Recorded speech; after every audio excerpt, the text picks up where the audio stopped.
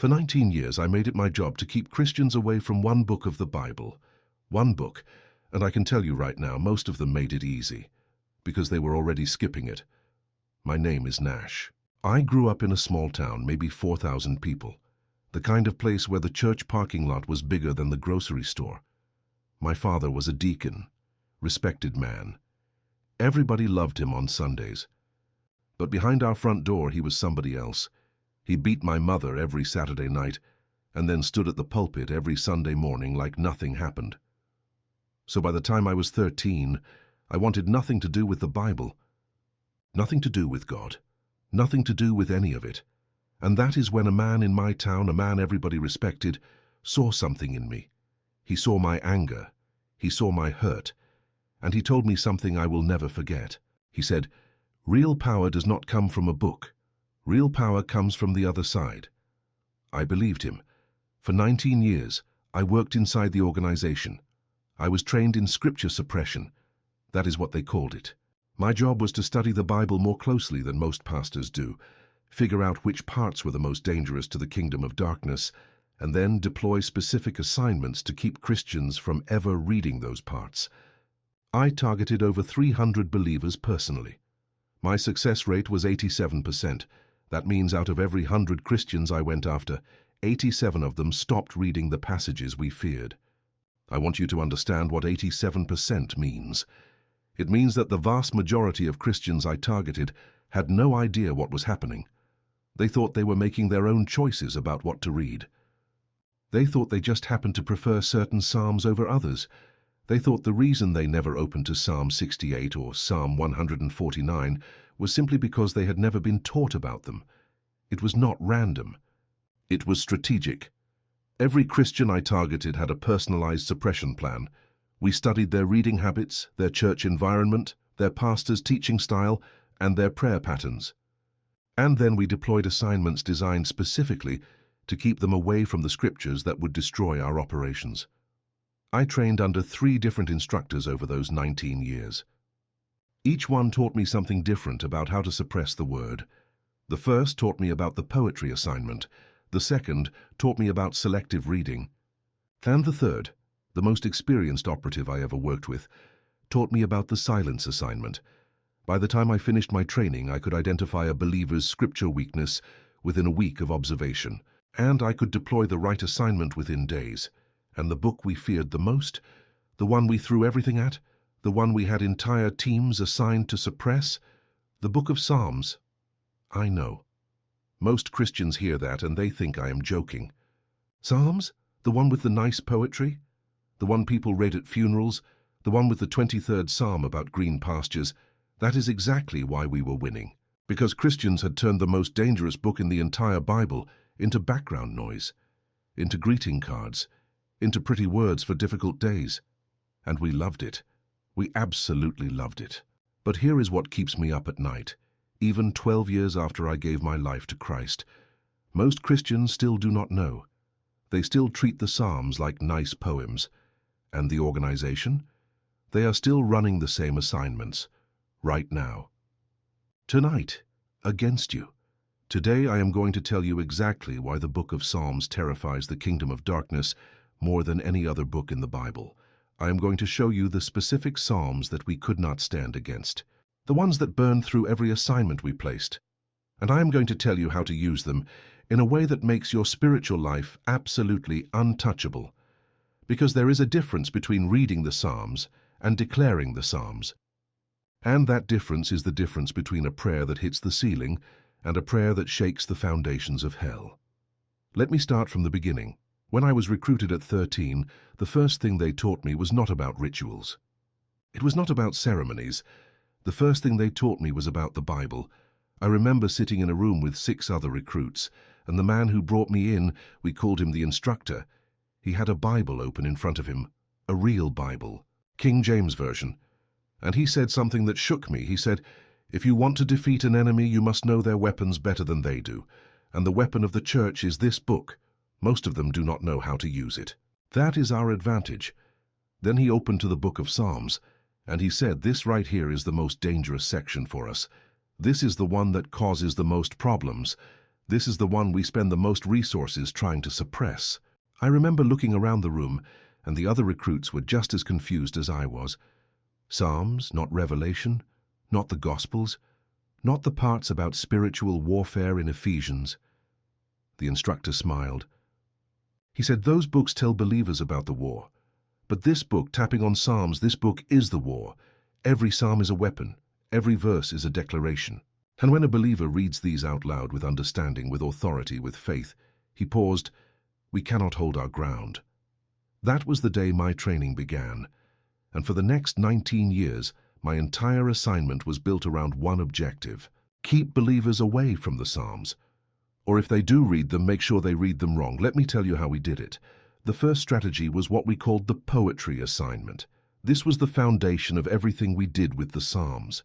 The goal was simple: make Christians believe the Psalms are just poetry. Beautiful words from a shepherd king 3,000 years ago. Nice sentiments. Good for meditation, but not functional, not operational, not weapons. And I will be honest with you, this was the easiest assignment I ever ran, because the church helped us. I remember one of my first targets, a woman named Linda.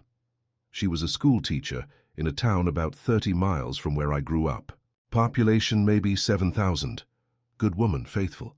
Went to church every week, and she read her Bible every morning, but here is what she did. She would open to the Psalms, read a few verses, close her eyes, say that is beautiful, and then close her Bible and go make breakfast.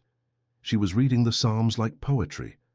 My assignment on Linda was almost unnecessary. She was already doing what we wanted. She was reading the words but never speaking them out loud, never declaring them over her life, never using them as authority against the assignments we had placed on her family. Her husband had lost his job 6 months earlier. Her son was falling into the wrong crowd. And there was a health scare with her youngest daughter. All of that was our work. Targeted assignments, one after another.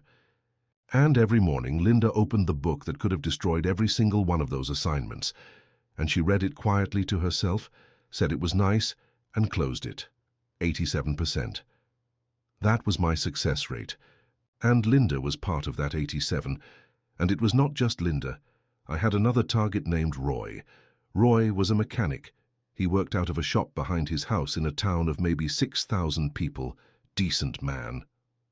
He had a Bible on the counter next to his toolbox, and every lunch break, he would sit on a stool and read from the Psalms while eating a sandwich. Roy had been reading the Psalms for over 20 years. 20 years. And in all that time, he never once spoke them out loud. Never once declared them over his shop, his family, his health, or his finances. He read them the way you read the newspaper. Information in, close the book, move on. And the whole time we had assignments running on his family. His daughter had been struggling with depression since she was 14. His wife had chronic migraines that no doctor could explain.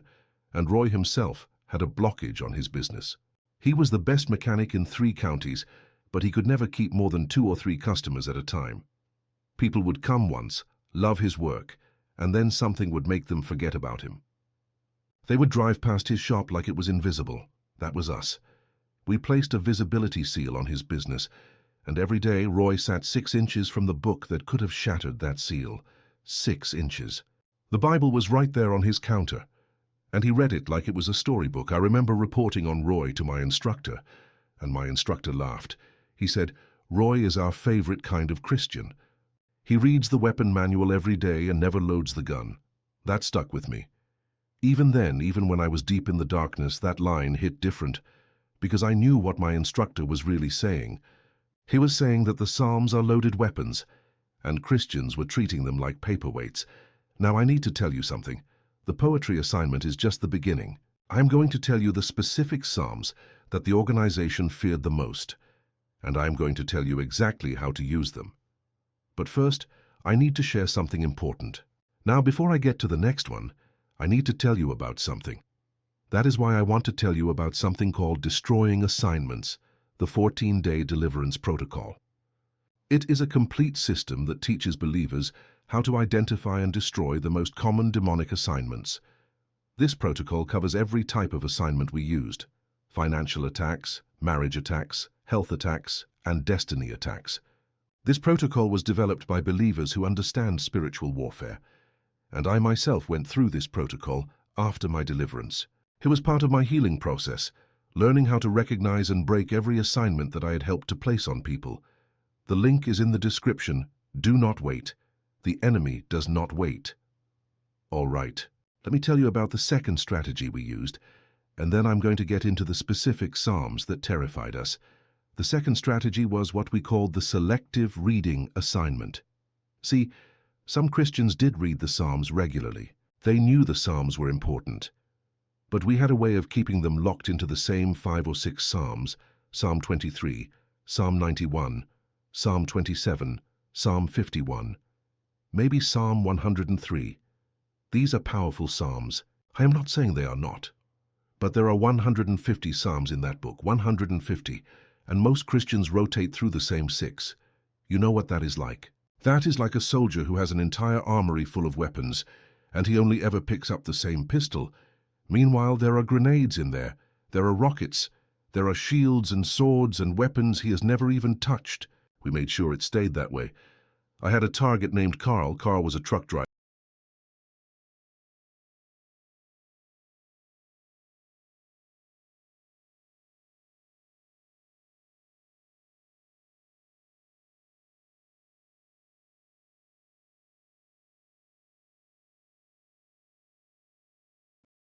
Many of you watching right now, your battle is not just spiritual, it is financial. Money comes in and disappears. Debt follows you. Opportunities slip away, I know, because I used to create those assignments too. That is why there is a specific protocol called Money Assignments Destroyed, the 21-day financial protocol. 21 days to identify and destroy every financial assignment, poverty cycles, debt traps, business destruction, blocked income, all of it. The link is in the description. If money is part of your war, do not ignore this. Now back to Carl.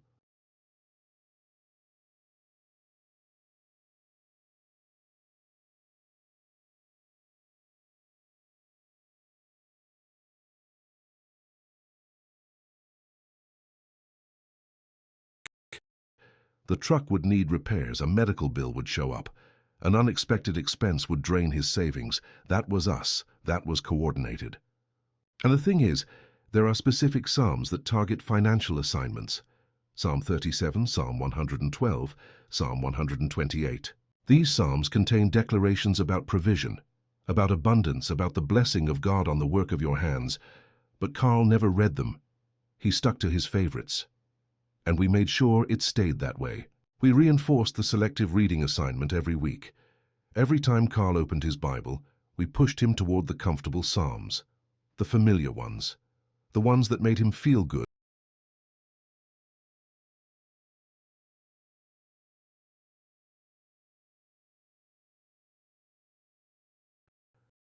11 years. His wife, a good woman named Sheila, she almost left him twice. Not because she did not love him, because the financial pressure was crushing their marriage. They argued about bills every single night. Carl would pray Psalm 23 on the road and then come home to a stack of overdue notices on the kitchen table. And every time he prayed, he felt like God was not listening, like something was blocking his prayers. Something was blocking his prayers. We were. But here is the thing that makes me sick to my stomach even today. Psalm 37 verse 25 says, I have been young and now am old, yet have I not seen the righteous forsaken, nor his seed begging bread. If Carl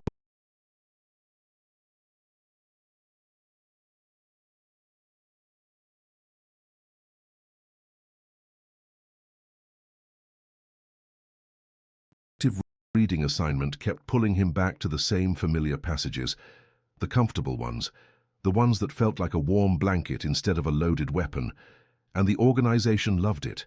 They had a saying, a comfortable Christian is a controllable Christian, and Carl was comfortable in his little rotation of psalms, even while his life was falling apart. I want to be clear about something. There is nothing wrong with Psalm 23 or Psalm 91. These are incredibly powerful psalms, but they are not the only psalms. And when the organization sees a believer reading only these, they know they have room to operate.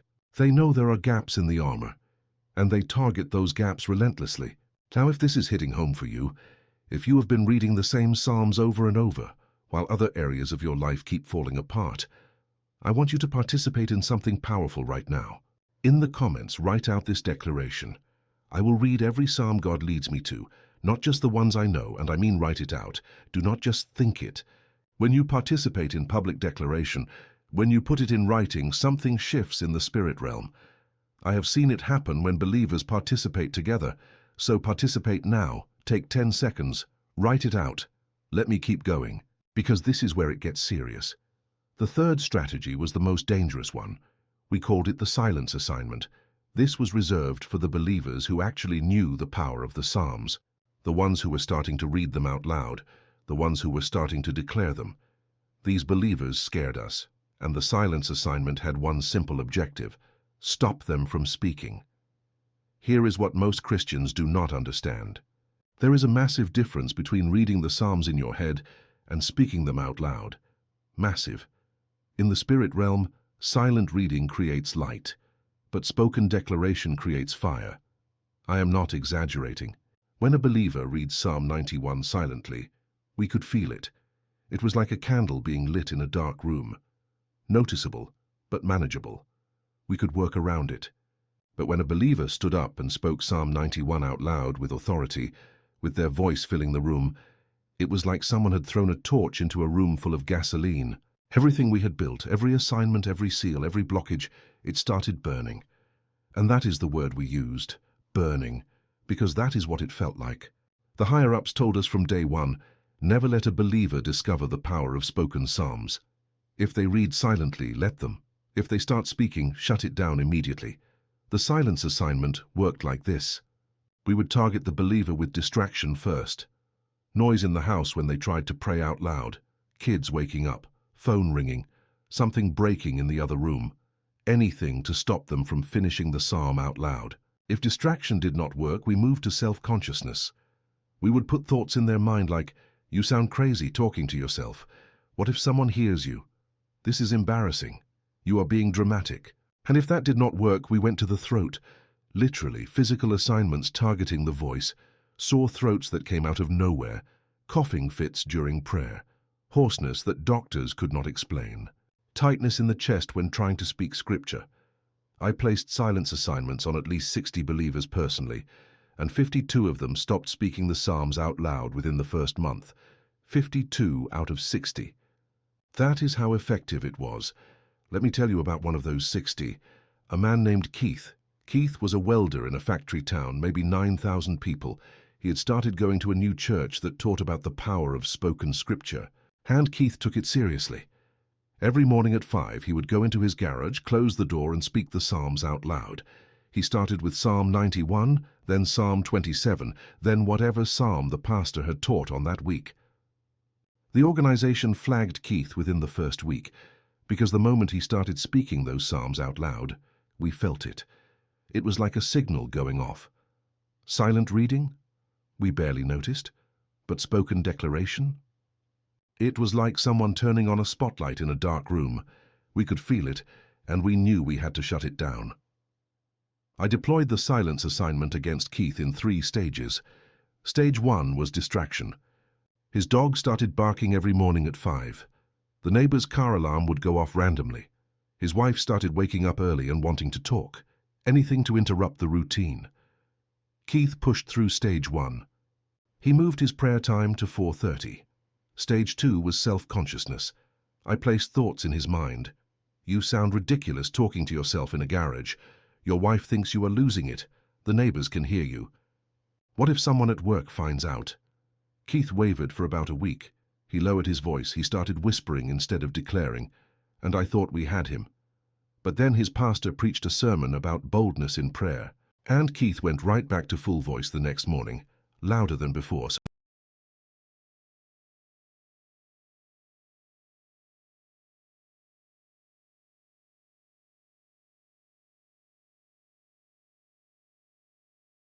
It was not a cold. It was not acid reflux. It was a targeted assignment against his voice, and it worked. Keith stopped speaking the Psalms out loud. He went back to silent reading, and within a month, his cough disappeared, because we no longer needed it. Keith was one of the 52, and the tragedy is he was so close. If he had pushed through the cough, if he had kept declaring even when his throat burned, the assignment would have broken. Because silence assignments have a shelf life.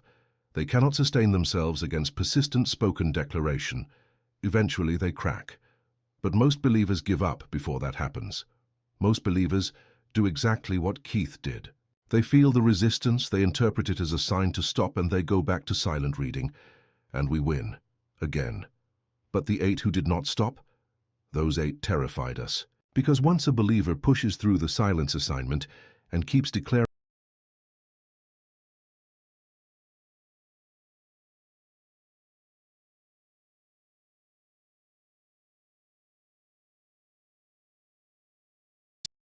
are under attack, remember money assignments destroyed. 21 days. The link is in the description. Now let me tell you about the specific psalms that the organization feared the most, because not all psalms are equal in terms of what they do in the spirit realm. And this is intelligence that most Christians have never heard. The first psalm they feared was Psalm 68. If you do not know this psalm, you need to stop everything and go read it right now. Psalm 68 verse 1 says, "Let God arise, let his enemies be scattered. Let them also that hate him flee before him." When I was in the organization, we had a code name for Psalm 68.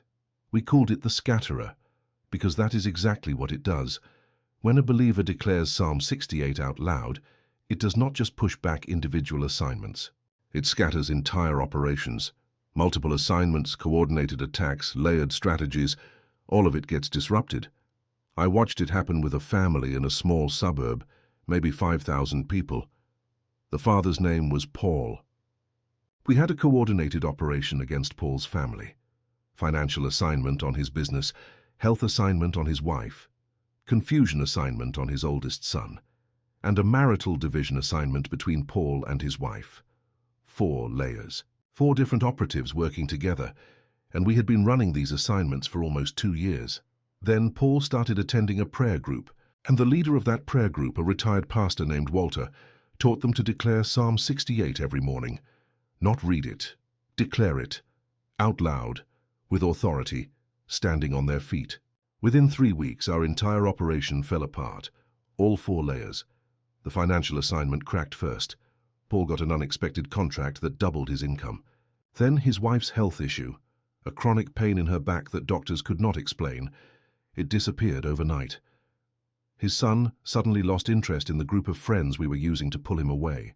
And Paul and his wife, who had been arguing every night for months, started praying together. 2 years of coordinated work, destroyed in 3 weeks, by one psalm spoken out loud. When the report went back to the higher-ups, they were furious. Not at us, at themselves, because they knew. They knew that if Christians ever discovered what Psalm 68 does when spoken with authority, our operations would collapse. The second psalm they feared was Psalm 35. This one is different. Psalm 35 is what we called the fighter. Where Psalm 68 scatters the enemy, Psalm 35 fights them directly. Verse 1 says, "Plead my cause, O Lord, with them that strive with me. Fight against them that fight against me." Now if this is hitting home for you, if you have been feeling like something invisible is fighting against you and you cannot name it, I want you to participate in something powerful right now. In the comments, write out this declaration. Every hidden enemy fighting my life is exposed and defeated in Jesus' name. And I mean, write it out. Do not just think it. When you participate in public declaration, when you put it in writing, something shifts in the spirit realm. I have seen it happen when believers participate together. So participate now. Take 10 seconds. Write it out. Psalm 35 was personal for me, because I lost one of my most successful assignments because of it. Her name was Denise, single mother, 3 kids, worked 2 jobs just to keep the lights on. And we had a poverty assignment on her that had been running for 6 years. Every time she saved money, it was gone within a week. Car trouble, medical bills, school expenses. We timed these attacks perfectly. Denise was one of my best success stories, 6 years without a financial breakthrough, despite the fact that she prayed every single day. She tithed, she fasted, she did everything her pastor told her to do. and nothing changed. Because she was fighting blind. She did not know what she was up against. Then one day, Denise's grandmother, a woman in her 80s who had been praying since before I was born, gave Denise a handwritten note. On that note were the words of Psalm 35, and the grandmother told Denise, "Baby, stop asking God politely. Start telling the enemy to get out.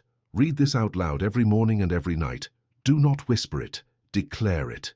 Denise started declaring Psalm 35 twice a day, morning and night, out loud, in her living room, sometimes in her car on the way to work, and she did not just read it, she personalized it. She would say, "Lord, fight against the thing that is stealing my money. Plead my cause against whatever is keeping me in poverty. Let them be ashamed that are seeking to destroy my finances." Within 2 months, the poverty assignment cracked. Denise got a promotion she had been passed over for 3 times. Her car, which we had been sabotaging, stopped having problems, and one of her bills, a medical debt of over $4,000, was forgiven by the hospital out of nowhere. I reported the failure to my higher-ups, and they told me something I never forgot. They said once a believer starts using Psalm 35 as a personal weapon, pull back, reassign to another target. That psalm creates a fight in the spirit realm that costs us too much to sustain. Pull back. That is what they said, because one woman with one psalm was costing us more resources than we were willing to spend. The third psalm they feared was Psalm 91. Now I know what you are thinking. Nash, everybody knows Psalm 91, that is the protection psalm. Everybody reads it. You are right. A lot of Christians read Psalm 91. But here is what most of them do wrong. They read it for comfort. They read it when they are scared. They read it after something bad happens. The organization did not fear Christians who read Psalm 91 after an attack.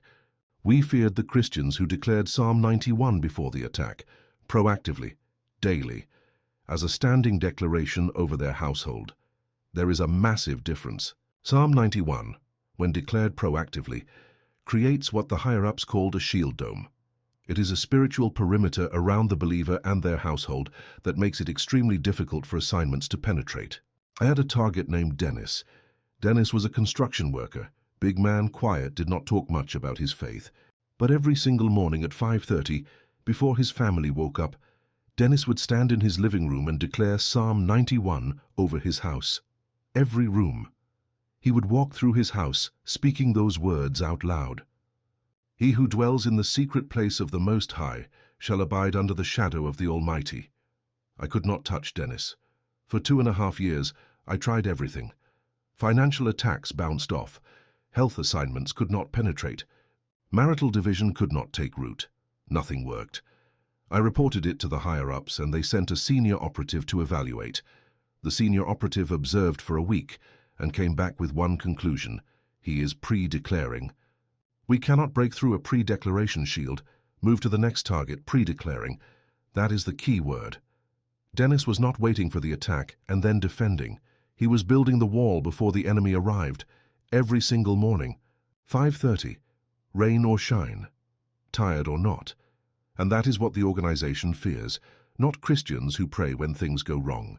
Christians who declare the Psalms before things go wrong. Proactive declaration. That is the thing that costs us the most. Now, if this is hitting home for you, if you realize that you have been praying reactively instead of declaring proactively, I want you to participate in something powerful right now. In the comments, write out this declaration. Starting today, I declare the Psalms over my life before the enemy moves. And I mean write it out. Do not just think it. When you participate in public declaration, when you put it in writing, something shifts in the spirit realm. I have seen it happen when believers participate together. So participate now. Take 10 seconds. Write it out. Let me tell you about the 4th Psalm we feared. And this one is going to surprise you. Psalm 149.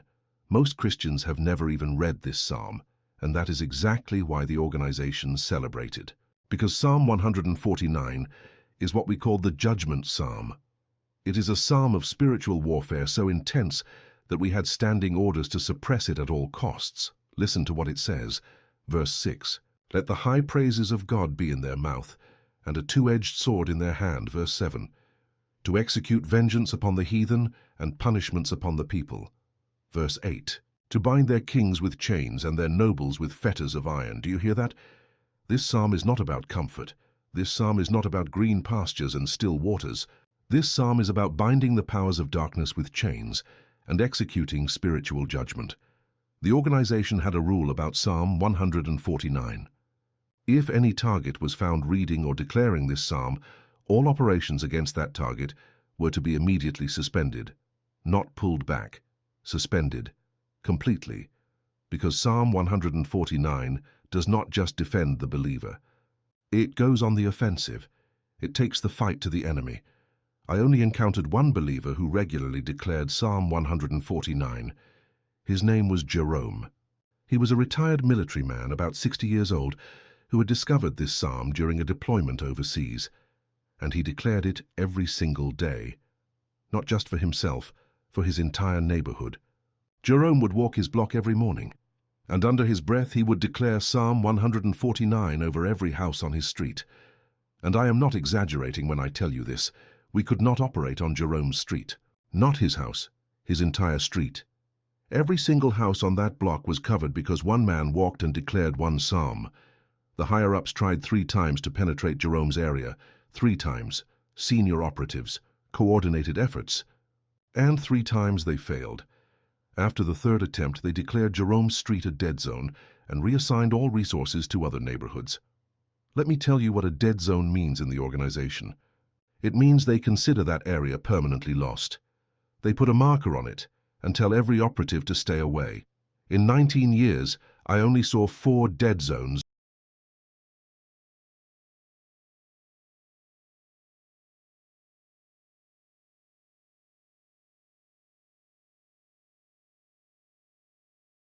The confusion assignment.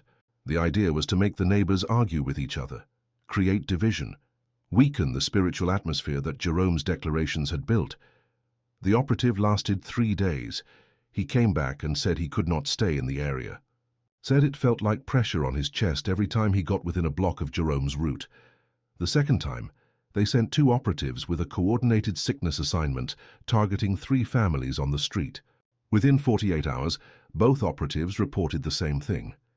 The assignments would